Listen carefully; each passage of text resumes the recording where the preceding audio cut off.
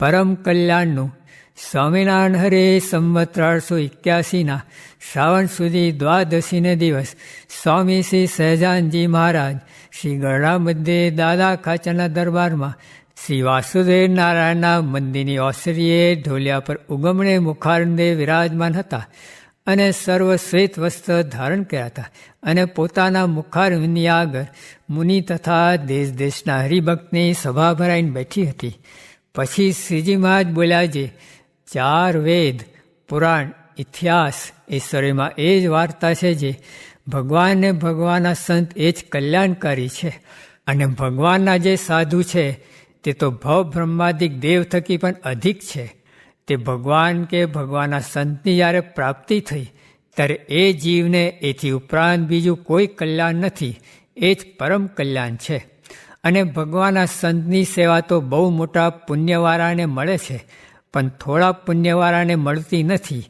માટે ભગવાનના સંત સાથે તો એવું હેત રાખવું જેવું હેત સ્ત્રી ઉપર છે કે પુત્ર ઉપર છે કે મા બાપને ભાઈ ઉપર છે તેવું હેત રાખવું, તો એ હેતે કહીને જીવ કૃતાર્થ થઈ જાય છે.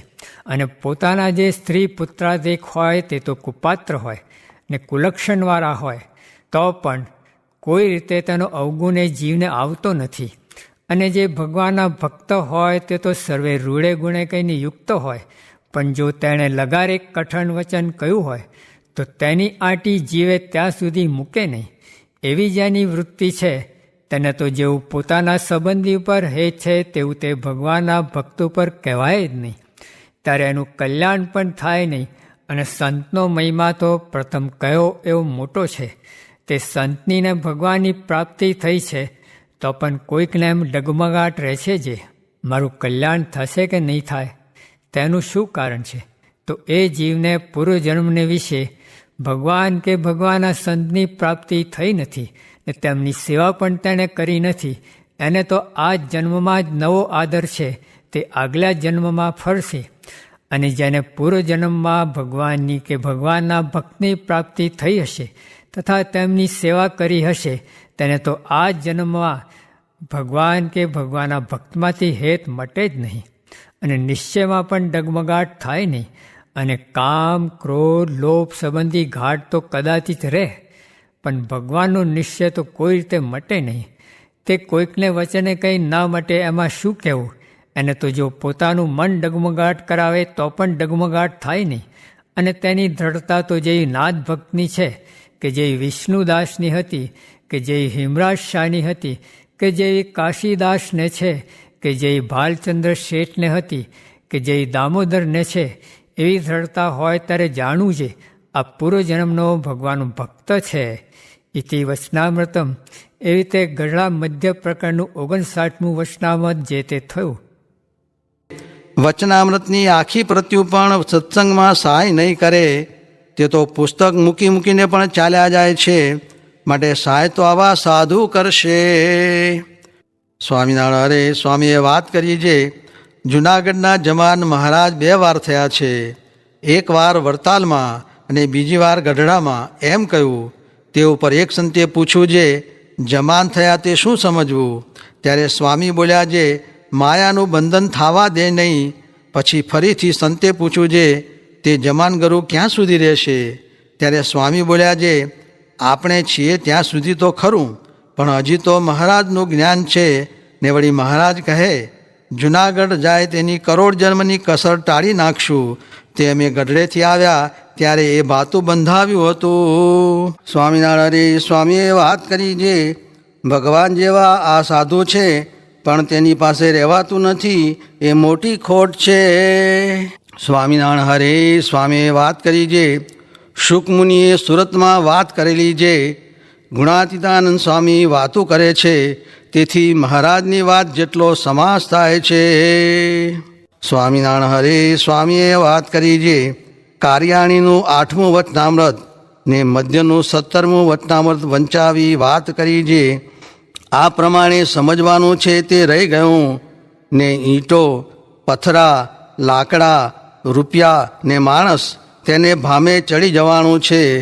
ને અમે તો આ હવેલી ઉખેડી તેમાં બહુ અકળાતા કે ક્યારે પૂરી થશે ને વાતું કરશું.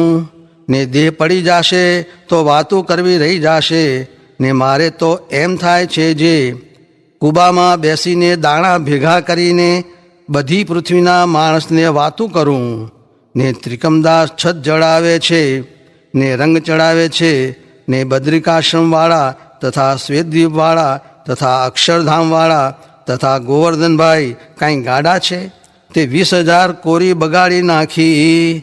ને મુક્તાનંદ સ્વામીએ મહારાજને કહ્યું છે, ગોવર્ધનભાઈનું બહુ ભૂંડું થયું. ત્યારે મહારાજ કહે છે, સમલોષ્ટાસ્મ કાંચન થયું તે બહુ ભૂંડું થયું. ત્યારે મુક્તાનંદ સ્વામી સમજ્યા, એમ વાત કરીને કહ્યું છે, આ 2 વચનામૃત પ્રમાણે સમજે તો પણ અહીં બેઠા અક્ષરધામ દેખે નહીં, પણ અક્ષરધામના પતિ દેખાણા, એટલે અક્ષરધામ તો ભેગું જ આવી ગયું ને. આ મૂર્તિ મળી છે તેના સામું જોઈ રહેવું, ને દોડીને ઘેર જવાય છે તે તો અભ્યાસ પડી ગયો છે, જેમ અફીણનું બંધાણ પડે તેમ. એમ વાત કરીને રાજે ગઢપુર મહારાજ કીર્તન ગવરાવ્યું, ને ઉદ્ધવજી તથા ગોપીઓની વાત કરી, ને પ્રગટ સ્વરૂપના જ્ઞાનીને અધિક કહ્યો, ને પ્રથમના 71ના વચનામૃતની વાત કરી. જે પ્રગટ વાત કર્યા વિના એમ સમજાય છે જે બદ્રિકાશ્રમમાં, શ્વેતદ્વીપમાં તથા ગોલોકમાં ભગવાન છે, ને થોડાક અહીં છે, પણ સર્વોપરી ભગવાન અહીં સમજાતા નથી, માટે પ્રગટ વાત કરીએ છીએ. ને આવો સમાગમ મળ્યો, ને અહો થાતું નથી તથા ગાંડા થવાતું નથી, તો ભગવાને જીવના કલ્યાણને અર્થે એમ રાખ્યું છે, નીકર ગાંડા થઈ જવાય. મત દીધે માને નહીં, કુમતે મન કોળાય, આવેલ અવળે અક્ષરે તે સવળે કેમ સોહાય. સ્વામિનારાયણ હરે સ્વામીએ વાત કરી છે, હું કુટુંબનો નથી, લોકનો નથી, દેહનો નથી, હું તો ભગવાનનો છું એમ માનવું. ને આ સમાગમ કર્યા વિના તો ગોલોકમાં જવાશે, પણ મહારાજ પાસે નહીં જવાય. સ્વામિનારાયણ હરે સ્વામીએ વાત કરી છે, વિષય થકી તો જીવ પોતાની મેળે જુદા પડી શકે જ નહીં, ને વિષય મૂકવા જાય તો બમણા બંધાય, ને મોટા સાધુ થકી તો વિષયથી જુદું પડાય. ત્યાં દ્રષ્ટાંત દીધું છે, દૂધ ને પાણી કોઈથી જુદા પડે જ નહીં, પણ હંસથી જુદા પડે છે. હરે સ્વામીએ વાત કરી છે, માની હોય તેને માન આપીને જીતવો, ને ગરવીને દીન થઈ જીતવો, ને ગરીબને દબાવીને જીતવો, ને લોભીને પદાર્થ આપીને જીતવો, એમ સર્વેને જીતી લેવા.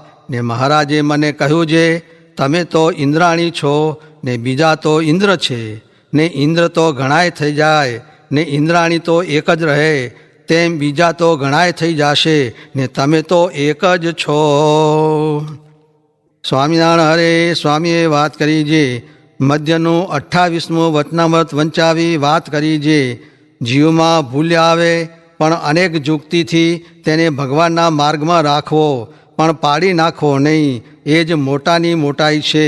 ને આ વચનામૃતમાં મહારાજે પોતાનો સ્વભાવ કયો છે તેનો ભાવ પણ આવો છે, એવી ઘણી જ મહિમાની વાતો કરી. સ્વામિનારાયણ હરે સ્વામીએ વાત કરી છે, બીજું જે કહે તે થાય પણ હરિભક્ત ન થવાય, તે કોક થાય પણ તેથી સાધુ ભેળું ન રહેવાય, ને કોક રહે પણ વિષય ત્યાગ ન થાય, તે કોક કરે પણ એથી ભગવાનમાં ન જોડાવાય. એ તો બહુ જ આકરું છે.